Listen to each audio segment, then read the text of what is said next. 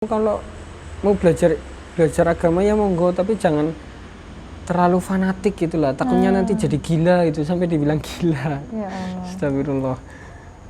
Sampai nangis itu, ayah saya sampai nangis bilangnya. Sampai bilang gila gitu. Inna ad-dina 'indallahil Islam.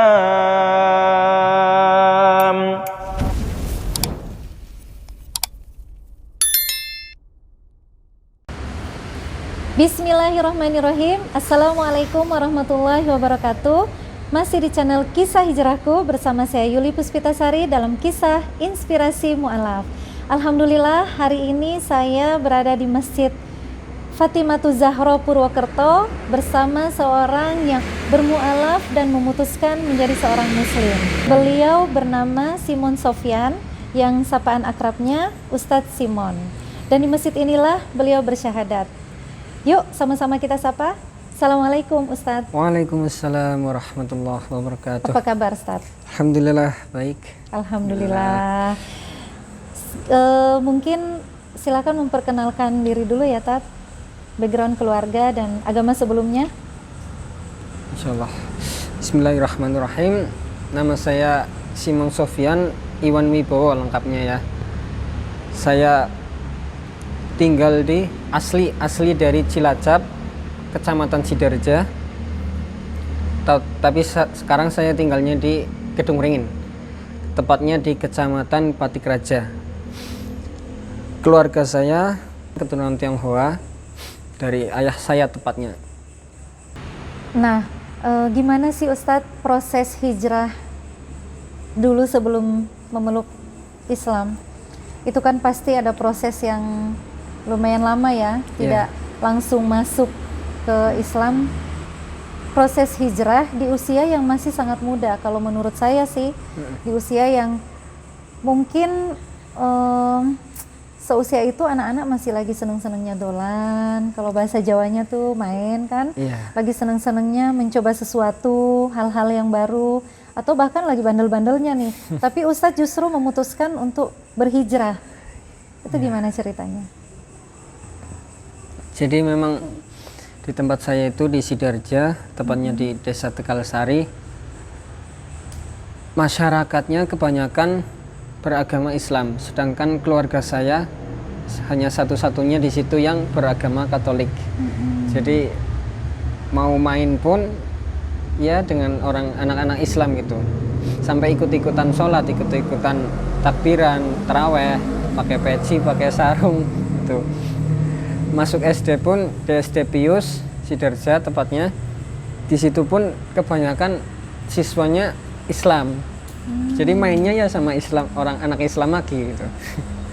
Terus masuk SMP Kristen, tapi cuma namanya aja yang Kristen, kenyataannya siswanya kebanyakan beragama Islam gitu. Jadi mereka tidak mewajibkan untuk siswanya beragama Katolik, tapi Islam juga boleh masuk di situ. Jadi mau nggak mau mainnya ya sama anak Islam lagi gitu. Jadi ketika di SMP sempat juga kalau lagi main tuh temennya pada sholat, saya nungguin di luar itu ngapain. Rasanya pengen ikut gitu, pengen ikut.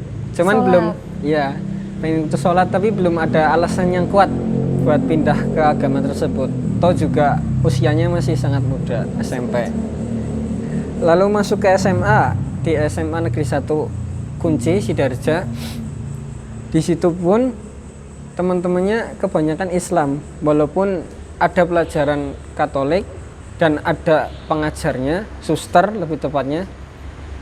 Pengajarnya suster, beliau sangat ketat, tapi mau gimana lagi, teman-temannya kebanyakan Islam.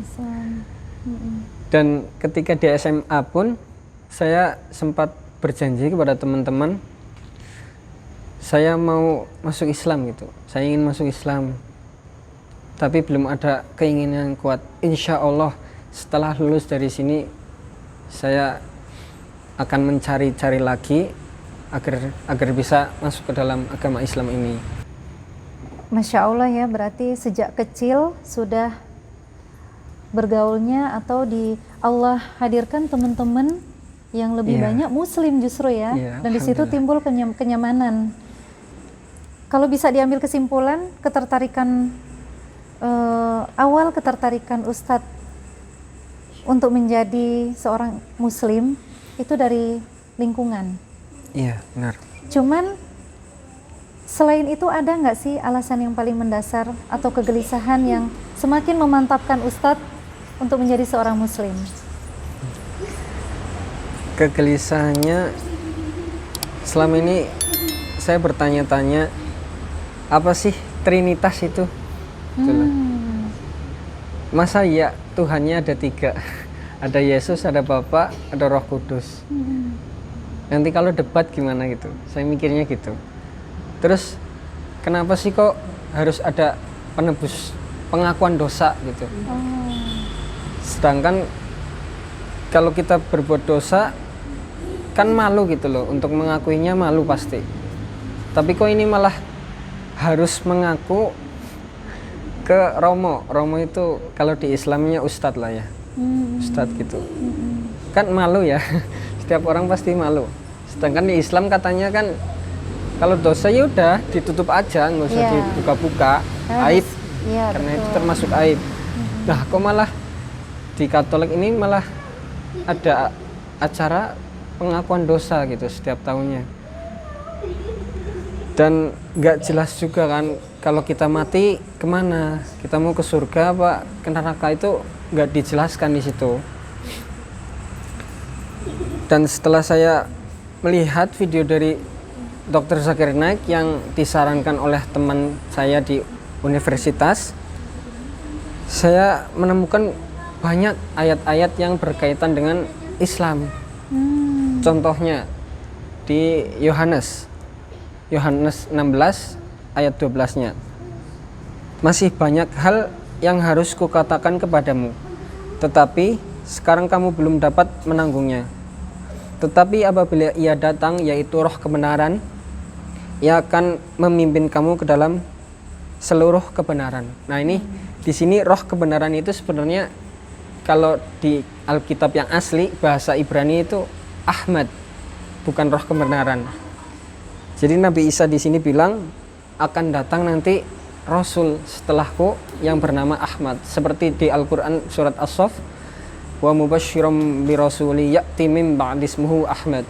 Akan datang, ku kabarkan kabar gembira yang akan datang Rasul setelahku yang bernama Ahmad.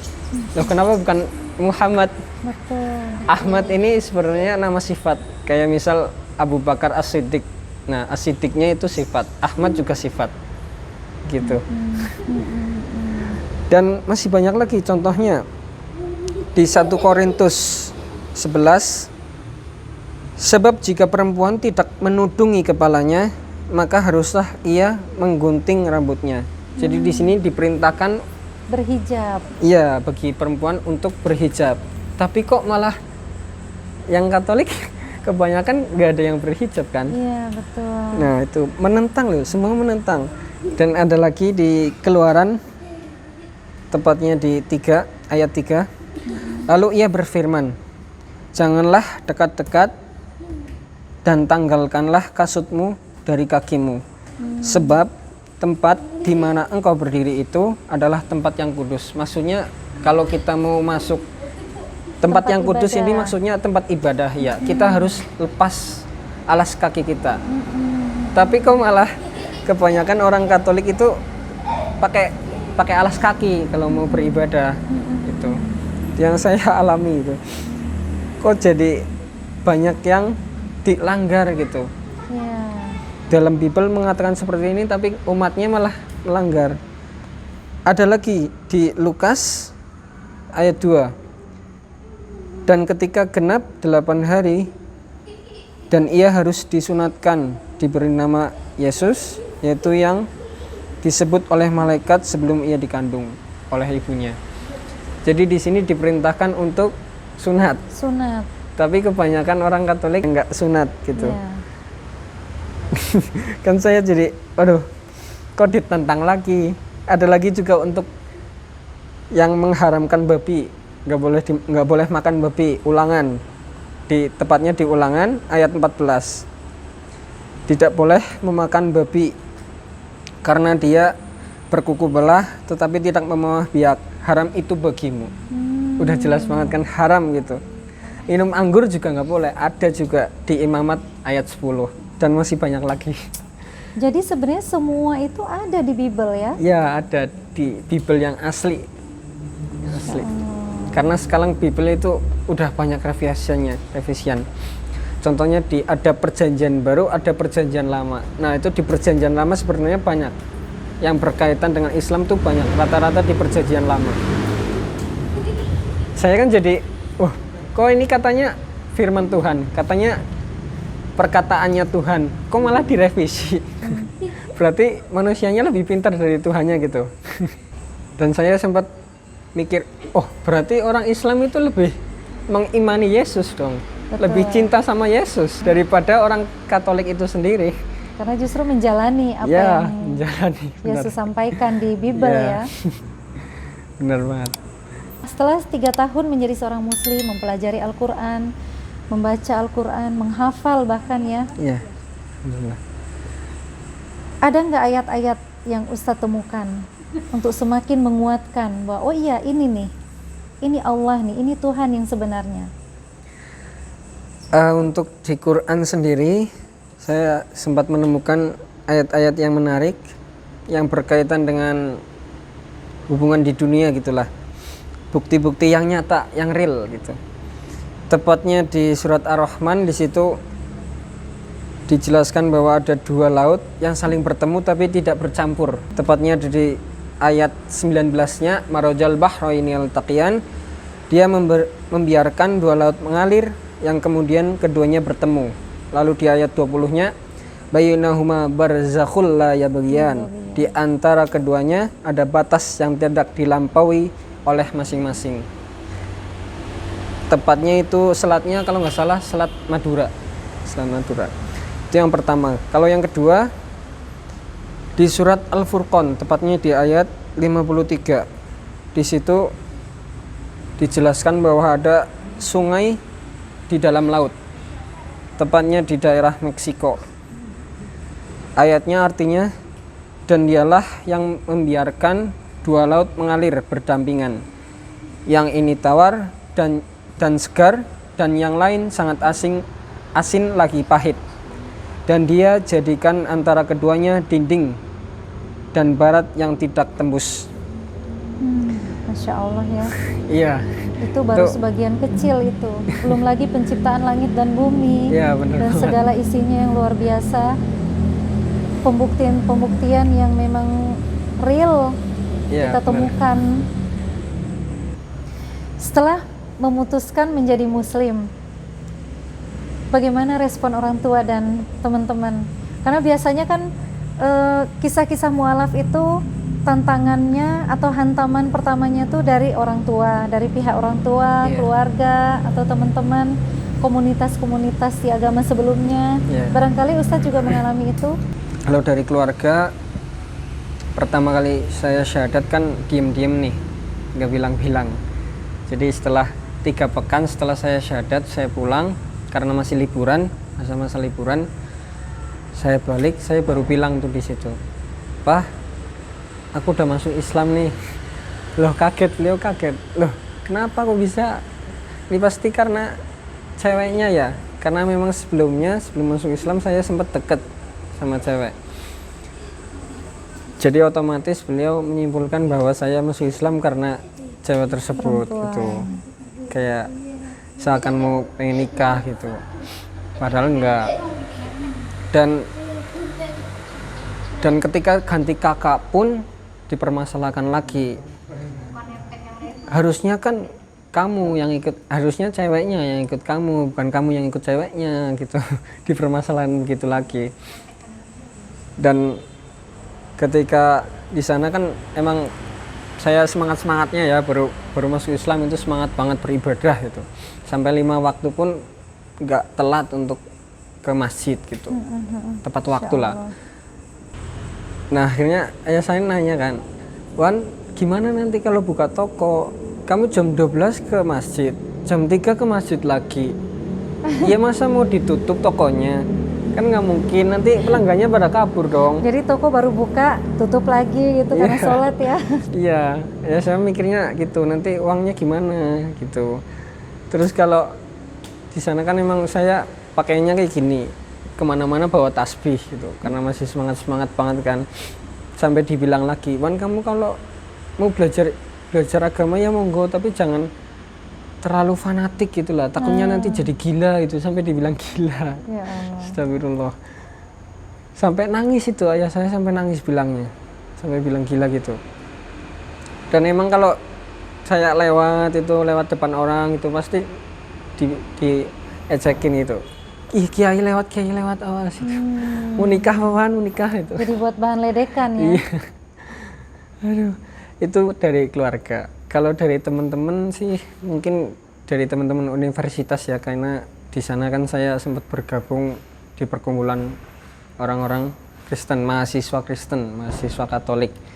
Jadi mungkin di sana sempat ada yang WA itu setelah saya bersyahadat, Wan kok kamu pindah agama sih? Nanti namamu gimana? Kan Simon, emang boleh di Islam gitu. Ya kenapa? Gak masalah lah. Jadi memang ada ujian tapi tidak terlalu seperti yang mualaf-mualaf lain ya, Ya. tidak separah yang mereka alamin. Ya. Masih bisa lah dihadapin gitu. Ya, Nggak benar. sampai yang diusir atau dicoret dari daftar keluarga iya. gitu kan ada ya. Ya. Nah, setelah menjadi muslim, apa yang paling Ustadz rasakan secara hati dan kehidupan sehari-hari? Kalau dari hati sendiri udah pasti puas dan tenang, karena hidup saya menjadi lebih tertata, mulai dari bangun tidur sampai tidur lagi udah lengkap tuntunannya di Al-Quran dan di As-Sunnah sendiri, Masya Allah.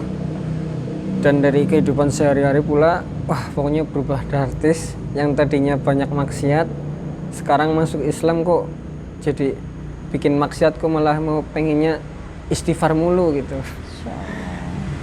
Dikit-dikit istighfar, karena takut gitu. Karena kita nggak tahu matinya kapan kan. Betul. Tiba-tiba bermaksiat kok tiba-tiba mati gitu kan, nggak mau gitu saya. Makanya kalau setiap kaget atau apa langsung istighfar gitu. Iya, Insya Allah. Karena malaikat maut datangnya nggak bilang-bilang. Betul. Jadi kalau kita mau dicabut ya udah cabut aja gitu. Makanya saya membiasakan untuk beristighfar, berzikir.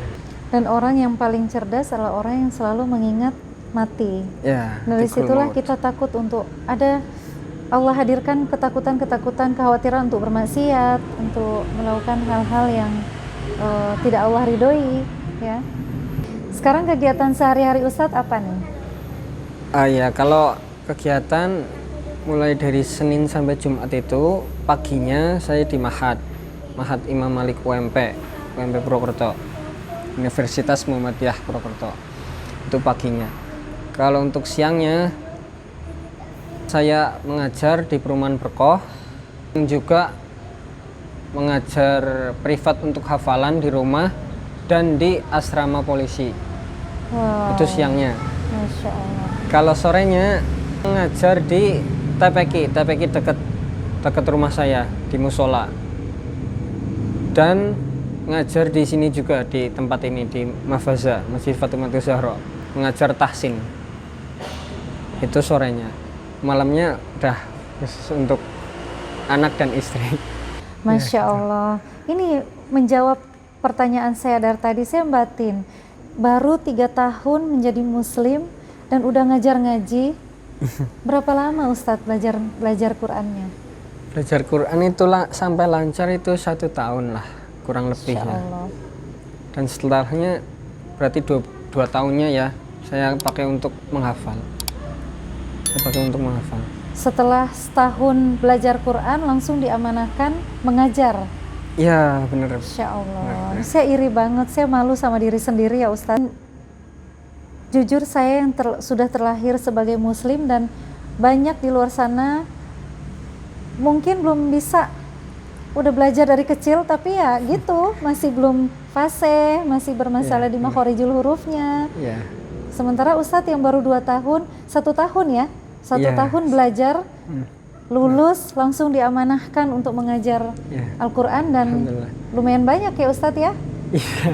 jamaahnya, Iya. Masya Allah, dan menghafal juga, Iya. benar. menghafal Quran juga. Maaf kalau boleh tahu, sudah hafal berapa juz dalam kurun waktu berapa lama?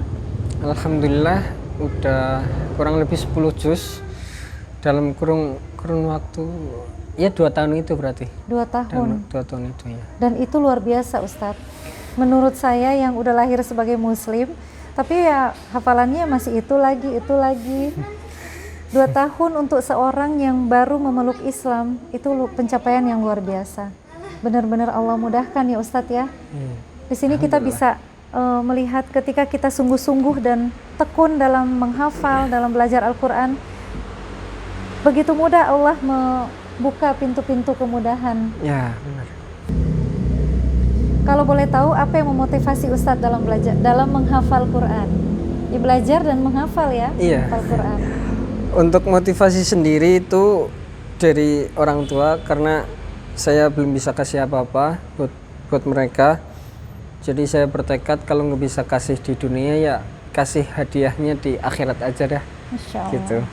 Kasih mahkota aja yang lebih kekal, yang lebih abadi gitu. Nggak habis-habis. Kalau di dunia kan mungkin bisa habis. Iya betul. Gitu. Walaupun orang tua saya belum mengikuti jejak saya, yaitu kembali ke fitrah, tapi semoga lambat laun Allah beri hidayah kepada mereka. Kalau dari ibu kandung sih udah, alhamdulillah beliau udah masuk Islam. Bahkan sebelum saya. Oh, Ya, bahkan sebelum saya. Jadi keluarga saya tuh broken home lah istilahnya ya. Ketika saya SMP itu broken home, terus ibu kandung saya nikah lagi sama orang Islam. Nah, jadi otomatis ibu saya masuk Islam juga. Dan ayah kandung saya pun nikah lagi, tapi sama orang Buddha. Jadi otomatis ayah saya yang ikut. Jadi di keluarga saya itu ada 3 agama. Saya Islam, ayah saya dan ibu tiri saya Buddha, kakak adik saya Katolik. Gitu. ibu kandung Islam. Iya, ibu kandung Islam. Jadi saya itu 4 bersaudara. Yang 3, anak 1, 2, 3 itu ikut ayah kandung, hak asuhnya. Kalau anak keempat itu ikut ibu kandung, hak asuhnya. Oh, Saya anak kedua. Itu. Masya Allah. Selain mengajar Quran ya Ustadz, menghafal juga, ada nggak rutinitas amalan sehari-hari? Kalau untuk rutinitas amalan itu ya banyak sih. Mulai dari sholat tahajud, sholat rawatib, sholat duha, udah pasti. Terus puasa Daud. Jadi nggak Senin Kamis, nggak Ayamul Bait, tapi langsung saya gabung sama puasa Daud aja. Tuh. Masya Allah. Terus yang paling sering gitu, punya nggak ketinggalan gitulah, yaitu zikir. Makanya saya sering bawa ini buat zikir. Oh, buat zikir. Iya, buat zikir biar nggak lupa Betul. gitu. Biar nggak lepas gitulah. Karena kan katanya kalau kita mau terhindar dari maksiat kita harus berzikir, zikrullah, mengingat Allah dan mengingat kematian kayak yang tadi. Gitu. Jadi saya nggak mau lepas dari berzikir. Kadang-kadang untuk rutinitas amalan itu kalau lagi semangat banget gitu kan. Iya. Nah, sekalinya futur itu kalau tidak ada yang mengingatkan, itu bisa kebablasan, futur sampai lama. Tips istiqomahnya gimana Ustadz? Biar istiqomah. Ya, emang sih istiqomah itu memang susah ya. Karena Nabi Muhammad juga ketika turun ayat di surat Hud yang menyuruh untuk istiqomah, itu beliau sampai beruban kan rambutnya karena perintah istiqomah. Saking beratnya nih. Iya betul. Dan beliau juga mengatakan iman itu emang naik turun, yazid wa yanqus gitu. Makanya memang susah, mustahil kalau bisa istiqomah banget Saya juga pernah futur, pernah, udah pasti pernah. Cuman untuk mengatasinya kita harus ingat-ingat lagi nih, apa niat kita sih, niat awal kita apa untuk menjalankan amalan tersebut, dan pahalanya apa yang kita dapat setelahnya gitu. Itu pasti kita menjadi bos banget lah. Termotivasi lagi. Iya. Dan selalu nonton kajian. Nonton kajian itu juga booster, charger iman gitu. Jadi jangan cuma HP yang dicas, tapi iman juga harus dicas lewat kajian-kajian. Ada nggak sih orang yang berjasa dalam proses hijrah, Ustaz Simon? Ada teman saya ketika saya di Universitas Amikom, beliaulah yang memberitahu saya, mengenalkan saya kepada Dr. Zakir Naik, Ustadz Felix Shaw, untuk disarankan untuk menonton videonya lewat YouTube. Beliau namanya itu Aldi Setia Pambudi.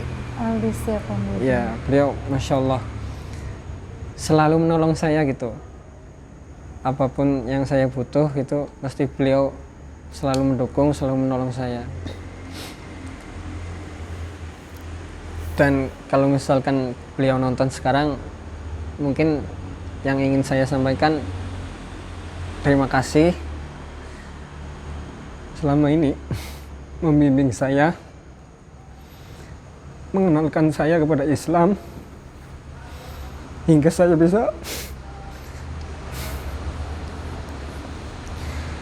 bisa masuk Islam gitu sebelum kiamat, sebelum saya dicabut nyawanya gitu. Alhamdulillah. Dan saya berpesan kepada antum, kepada Aldi, jangan lupain saya.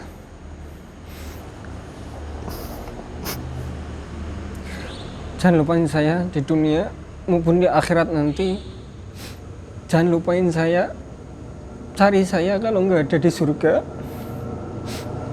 Ya Allah, mana Iwan, mana Simon? Kita sholat bareng-bareng, kita puasa bareng-bareng.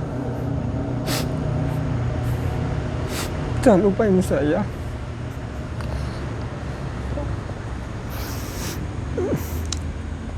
Ya mungkin itu pesan saya buat Aldi, karena beliau sungguh baik orangnya, selalu merangkul saya agar tidak terjumus ke pergaulan yang tidak baik. Masya Allah. Dan salah satu nikmat atau rezeki dari Allah ketika Allah menghadirkan teman-teman yang soleh dan soleha ya. Iya. Yang merangkul kita untuk kembali taat kepada Allah, kembali ke jalan Allah.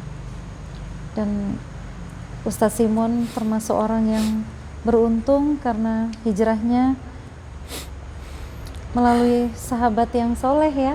Allah hadirkan. Ya mungkin nggak semua mengalami itu. Harapan Ustaz Simon ke depan apa? Harapan saya udah pasti semoga keluarga bisa ikut saya kembali ke fitrah dan bersama-sama untuk masuk ke surganya Allah. Amin. Karena satu-satunya syarat masuk surga adalah sebagai muslim. Seperti dalam ayatnya Allah berfirman, ya ayyuhalladzina amanu taqullaha haqqa tuqatih wa la tamutunna illa wa antum muslimun. Jangan mati kecuali dalam keadaan muslim gitu. Dan yang kedua mungkin menyelesaikan hafalan saya agar kemudian saya bisa ajarkan kembali ke keturunan saya dan murid-murid saya. Insya Allah. Karena saya takut nanti kalau mati nggak punya bekal. Setidaknya kalau saya ngajarkan udah adalah pahala jariahnya gitu. Insya Allah. Jadi saya ingin memperbanyak amal di sisi yang satu untuk meraih pahala jariah, di sisi lain juga saya ingin nggak mau kalah sama teman-teman yang udah Islam sejak lahir gitu. Hmm. Kayak Abu Hurairah kan, beliau kan Muslim tapi pengen ngelakuin apa aja gitu, amalnya pengen banyak gitu, apapun pengen dilakuin. Sunnah ini pengen dilakuin, sunnah ini pengen dilakuin. Nah itu saya juga pengen kayak gitu, biar nggak kalah sama yang lain. Betul. Jadi jangan menyepelekan amalan sekecil apapun ya. Iya benar. Selagi kita masih bisa lakukan, kita lakukan, kita ambil. Karena kita nggak pernah tahu dari amalan mana yang menjadi pintu surga buat kita. Benar. Kalau saya lihat dari rutinitas amalan sehari-hari, sunnah-sunnah semuanya dikerjain. Seberapa cinta Ustadz ke Rasulullah Sallallahu Alaihi Wasallam? Sallallahu Alaihi Wasallam. Cinta banget sih, karena beliau memang begitu peduli terhadap umatnya. Contohnya ketika beliau tanya kepada sahabat, aku kok rindu banget ya sama saudara-saudaraku. Terus sahabat menjawab, ya Rasul, bukankah kami saudara-saudaramu? Lalu Rasulullah menjawab, kalian bukan saudaraku, kalian sahabat-sahabatku. Saudaraku itu yang tidak pernah melihatku, tapi mereka mau beriman kepadaku. Aku rindu mereka.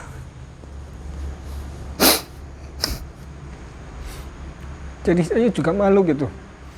Kita dirundin Rasul, tapi kok kita malah kayak gini, nggak ngelakuin sunnah, itu kan nggak fair gitu lah. Sedangkan beliau berkurban pun dengan 100 onta itu diniatkan untuk umatnya.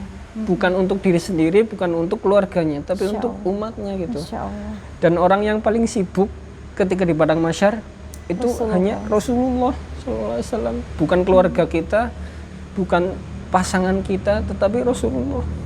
Sampai nggak mau masuk surga kecuali bersama-sama dengan umatnya. Itu yang saya cintai dari Rasulullah. Dan keteladanan beliau ya, Benar. akhlaknya yang begitu indah. Mau ke muslim, mau ke orang kafir, beliau tetap baik. Mau diejek kayak apapun dirinya, tetapi beliau tidak marah sedikit pun. Kecuali kalau ngecek soal agamanya, baru beliau bertindak. Apa nih yang paling Ustadz pengenin banget Untuk saat ini saat ini? mungkin haji ya, karena dulu sih sempat umroh tahun 2019, berarti setahun setelah saya syahadat saya pergi umroh, alhamdulillah. Wah, pokoknya nangis di situ pertama kali lihat Ka'bah kan. Aduh, karena seburuk-buruknya orang pasti kalau lihat Ka'bah pasti nangis. Betul. Nggak mungkin enggak. Dan pasti setelahnya pasti rindu. Betul banget. Mungkin enggak. Apalagi ketika di Madinah itu lihat makam Nabi, ya Allah, rasanya ya Allah pengen di situ terus, nggak pengen pulang. Nah, terakhir Ustadz, ada pesan nggak buat para mu'alaf atau orang-orang yang masih sedang dalam pencarian, atau mungkin untuk anak-anak muda di luar yang masih mungkin ibarat kata ke gunung nih, senang mendaki itu nyampe, tapi untuk ke masjid masih berat banget. Barangkali Ustadz ada pesan, silakan. Kalau untuk yang baru ya, baru masuk Islam ya, atau masih dalam pencarian, itu jangan cuma bersyahadat kok langsung udah gitu, enggak, jangan. Tapi kita harus belajar gitu, dalamin lagi lah Islam, karena Islam itu indah, sebenarnya indah, Sangat indah. sangat indah. Kalau kita beriman dan kita mengikuti sunnah-sunnahnya, pasti hidup kita jadi enak lah, apa-apa enak, minta ini ada. Itu saya pernah mengalami masalahnya, saya belum angkat tangan, belum doa, tapi udah dikabulin sama Allah. Masya Allah. Kan enak banget gitu. Jadi semakin kita beriman, semakin Allah mudahkan urusan kita gitu. Betul. Walaupun ada masalah, tapi Allah udah ringanin. Gitu. Betul. Nah, untuk yang anak muda, mungkin jangan terlalu banyak main ya. Karena kita kan nggak tahu kematian itu datangnya kapan. Kalau tiba-tiba kita lagi main kok, terus malaikat mau mencabut nyawa kita kan, kita jadi matinya sul khotimah gitu. Naudzubillahi min dzalik. Jadi biasakanlah beramal yang baik-baik aja. Main boleh, tapi kenapa enggak bisa buat mengingat Allah? Sambil main sambil mengingat Allah kan bisa. Nah, makanya setiap kita kaget, setiap kita nafas atau setiap kita Dalam gerak-gerak aktivitas gitu, apapun ya, intinya gitu, kita selalu mengingat Allah. ingat Allah. Biar nanti kagetnya nggak latah. Latahnya latah yang baik. Astagfirullah, Allahu Akbar gitu. Biar nanti ketika dicabut keluar kata-katanya yang thayyibah, yang baik-baik aja gitu. Biasakanlah kegiatan yang berpahala, berpositif. Alhamdulillah, demikian sharing mu'alaf kita kali ini bersama Ustadz Simon. Terima kasih Ustadz sharingnya, sama-sama. sangat menginspirasi dan memotivasi kita dalam rangka ketaatan kepada Allah. Nah, yang mau belajar ngaji boleh nih datang ke Ustadz ke Masjid Mafaza. Untuk warga Purwokerto, Ustadz Simon ngajar setiap hari Jumat dan Sabtu. Jumat dan Sabtu. Yuk belajar ngaji. Ngaji itu asik loh. Dan di Masjid Mafaza ini ada kajian juga setiap hari. Masjidnya nyaman, adem, dan insya Allah betah kalau di sini. Sebelum saya tutup, jangan lupa like, share, subscribe, dan komen. Pastikan aktifkan lonceng notifikasi agar bisa terus mengupdate video-video terbaru dari kami. Saya Yuli Puspitasari dari channel Kisah Hijrahku bersama Ustadz Simon. Assalamualaikum warahmatullahi wabarakatuh.